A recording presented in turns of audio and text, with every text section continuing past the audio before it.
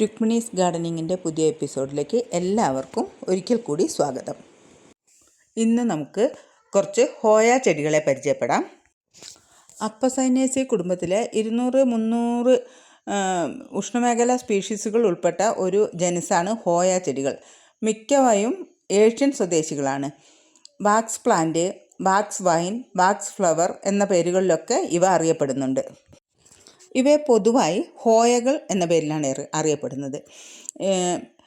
Thomas ഹോയ് എന്ന ശാസ്ത്രജ്ഞനോടുള്ള ബഹുമാന സൂചകമായിട്ടാണ് ഹോയ എന്ന പേര് ഈ ചെടികൾക്ക് കിട്ടിയിട്ടുള്ളത്. ഈ ഹോയ ചെടികളുണ്ടല്ലോ, ബഹുവർഷികളായ നിത്യഹരിത വള്ളിച്ചെടികളാണ്.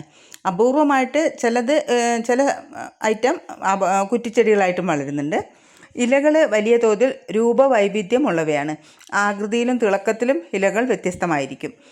അതുപോലെ ഇതിൻ്റെ പൂക്കളാണെങ്കിൽ 5 ഇതളുകളുള്ള പൂക്കൾ നക്ഷത്രം പോലെയാണ് ഉണ്ടാവുക. ഒരു കുലയിൽ തന്നെ 100 കണക്കിന് മൊട്ടുകളുണ്ടാവും. ഈ കുഞ്ഞു നക്ഷത്രങ്ങളെല്ലാം ഒന്നിച്ച് വിരിയുമ്പോൾ ഒരു ബോൾ പോലെ ഉരുണ്ടിരിക്കും.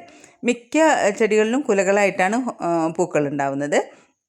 ഇതിന് വേറെയും പ്രത്യേകതകളുണ്ട്. ഇതിൻ്റെ പൂക്കൾക്ക് മറ്റ് ചെടികളിൽ നിന്നും വ്യത്യസ്തമായി ഹോയ ചെടികൾ ഒരിക്കൽ പൂ വിരിഞ്ഞു കഴിഞ്ഞാൽ അതേ സ്ഥലത്ത് തന്നെ അടുത്ത മൊട്ടുകളുണ്ടാവും.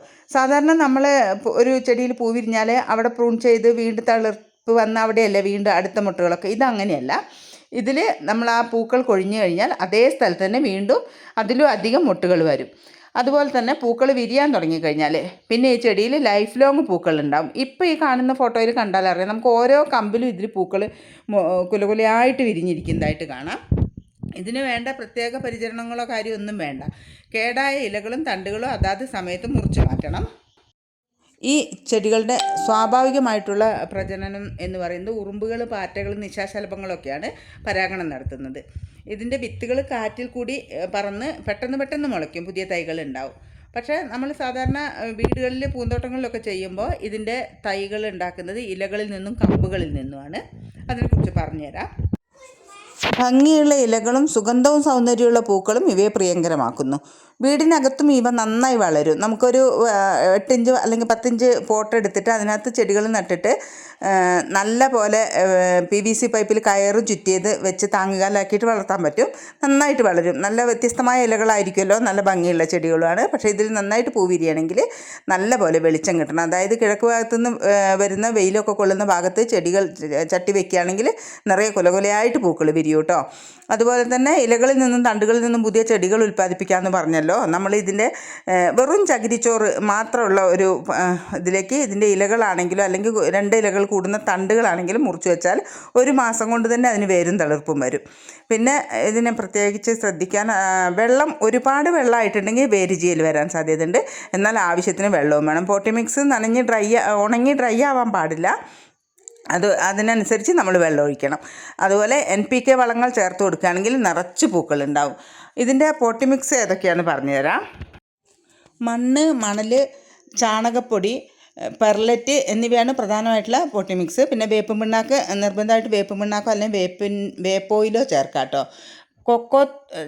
കൊക്കോക്കായുടെ തൊണ്ടില്ലേ അത്, അല്ലെങ്കിൽ നമ്മുടെ സാധാരണ തേങ്ങേൻ്റെ ചകിരി, ഇതിലേതെങ്കിലും നന്നായിട്ട് ചെറുതാക്കി കഷ്ണങ്ങളാക്കി വിറക് കത്തിച്ച കരിയും കൂടെ ഈ പോട്ടിംഗ് മിക്സിലേക്ക് ചേർത്ത് ഇളക്കിയിട്ട് നമുക്ക് പോട്ടിൽ എയർ ടൈറ്റായിട്ട് നിറയ്ക്കണം. നന്നായി എയർ ടൈറ്റായിട്ട് പോട്ടിംഗ് മിക്സ് നിറച്ചതിന് ശേഷം നടുക്ക് ചെറിയ കുഴികൾ ഉണ്ടാക്കിയിട്ട് തൈകൾ നടാം. പിന്നെ ഇവയെ PVC പൈപ്പിൽ കയറ് ചുറ്റിയിട്ട് താങ്ങുകാലാക്കിയിട്ട് വളർത്തുകയും ചെയ്യാം. അല്ലെങ്കിൽ ഹാങ്ങിങ് ചെടിയായിട്ട് നമുക്ക് ഹാങ് ചെയ്തിട്ടും വളർത്താം കേട്ടോ. പിന്നെ അധികം പരിചരണമോ ശ്രദ്ധയോ ഒന്നും ആവശ്യമില്ല. വളരെ നല്ലൊരു ചെടിയാണ്, നല്ലൊരു ഉദ്യാന ചെടിയാണ് ഹോയ. തുടക്കക്കാർക്ക് നമ്മൾ പൂന്തോട്ട നിർമ്മാണത്തിലേക്ക് ഇറങ്ങി വരുന്ന പുതിയതായിട്ടുള്ള തുടക്കക്കാർക്ക് ഏറ്റവും നല്ലൊരു ഇനമാണ് ഹോയ ചെടികൾ. കാരണം നട്ടിട്ട് നമുക്കിപ്പോൾ ഒരാഴ്ച നനയ്ക്കാൻ കഴിഞ്ഞിട്ടില്ലെങ്കിലും വലിയ കുഴപ്പമൊന്നും വരുന്നില്ല. നല്ലപോലെ പെട്ടെന്ന് അങ്ങ് ഉണങ്ങി പോകുമൊന്നുമില്ല. നമ്മൾ ഹോയ ചെടികൾ നട്ടിട്ടുണ്ടെങ്കിൽ 6 മാസം മുതൽ 1 വർഷം വരെ പരിചരിക്കുമ്പോൾ അതിന് പൂക്കൾ ഉണ്ടാവാൻ തുടങ്ങും. പൂക്കൾ ഉണ്ടാവാൻ തുടങ്ങിക്കഴിഞ്ഞാൽ പിന്നെ എല്ലാ കാലത്തും ഇതിൽ വേനൽ, വർഷം അങ്ങനെയൊന്നുമില്ല. ഇതൊരു ലൈഫ് ലോങ് ചെടി തന്നെയാണ്. പിന്നെ എല്ലാ കാലത്തും ഇതിൽ പൂക്കൾ ഉണ്ടാവുകയും ചെയ്യും. നമുക്ക് ഇതിൻ്റെ ഈ ഒരുപാട് ഇനം 200 തൊട്ട് 300 വരെ സ്പീഷീസ് ലോകത്ത് പലയിടത്തായിട്ടുണ്ട്. കേരളത്തിൽ തന്നെ ഒരു 10-100 തരമൊക്കെ അവൈലബിൾ ആണ്. ഏകദേശം ഒരു 15-20 തരം ചെടികൾ, പൂക്കളുണ്ടാകുന്ന ചെടികൾ എൻ്റെ കയ്യിലുണ്ട്. അപ്പോൾ അതിലത്തെ ഒരു 10 തരം വ്യത്യസ്തമായ ചെടികളാണ് കേട്ടോ ഞാനിപ്പോൾ സെയിലിന് ഇതായി കാണിച്ചിട്ടുള്ള തൈകൾ പോലെയുള്ള നല്ല വേരും തളിർപ്പും ഒക്കെ വന്നിട്ടുള്ള നല്ല ചെടികളാണ്. ഇത് ഒരു ചെടിക്ക് 70 രൂപയായിട്ടാണ് ഞാൻ കൊടുക്കുന്നത്. 10 എണ്ണം ഒന്നിച്ചെടുക്കുകയാണെങ്കിൽ 650 രൂപ മാത്രമേ ഉള്ളൂ. അപ്പോൾ താല്പര്യമുള്ളവർ ഇത് കോൺടാക്റ്റ് ചെയ്തോളൂ. ഞാൻ വാട്സപ്പ് നമ്പർ ഇതിൻ്റെ കൂടെ തന്നെ, വീഡിയോയുടെ കൂടെ തന്നെ കൊടുക്കുന്നുണ്ട്. പിന്നെ ഇതിൻ്റെ മെച്ചുവേർഡ് പ്ലാന്റ്സ് ഉണ്ട്, മൊട്ടും പൂക്കളും ഒക്കെ ആയിട്ടുള്ള വലിയ ചെടികൾ കൊടുക്കുന്നുണ്ട്. അതിൻ്റെ റേറ്റോ മറ്റുള്ള കാര്യങ്ങളോ ഒക്കെ അറിയണമെങ്കിൽ കോൺടാക്റ്റ് ചെയ്തോളൂ. ചെടി ഞാൻ ജസ്റ്റ് ഈ വീഡിയോയുടെ അവസാനം ആ ചെടികൾ കാണുന്നുണ്ട് കേട്ടോ. അപ്പോൾ ആവശ്യമുള്ളവർ കോൺടാക്റ്റ് ചെയ്തോളൂ. നല്ല ചെടികളാണ്. ഹോയ ചെടികളിൽ തുടങ്ങിയാൽ നമുക്ക് പെട്ടെന്ന് തന്നെ ഇതിൻ്റെ പുതിയ ചെടികൾ ഉണ്ടാക്കാനും പറ്റും. വ്യാവസായികാടിസ്ഥാനത്തിലാണെങ്കിലും അല്ലാതെ വീട്ടിലൊരു പൂന്തോട്ടം, പൂച്ചെടികൾ ഭംഗിയായിട്ട് നിർത്താനാണെങ്കിലും ഒക്കെ നല്ല ചെടികളാണ്. നമുക്ക് ആവശ്യമുള്ളവർ കോൺടാക്റ്റ് ചെയ്തോളൂ കേട്ടോ. ഈ കാണുന്ന ചെടികളൊക്കെ ഹോയയുടെ മൊട്ടും പൂക്കളൊക്കെ കൊഴിഞ്ഞു പോയി തുടങ്ങി, ചിലതിലൊക്കെ മൊട്ടുകളൊക്കെ ആയിട്ട് പൂ വിരിയാറായിട്ടുള്ള ചെടികളാണ്. ഈ ചെടികളും അവൈലബിൾ ആണ്. താല്പര്യമുള്ളവർ കോൺടാക്റ്റ് ചെയ്തോളൂ.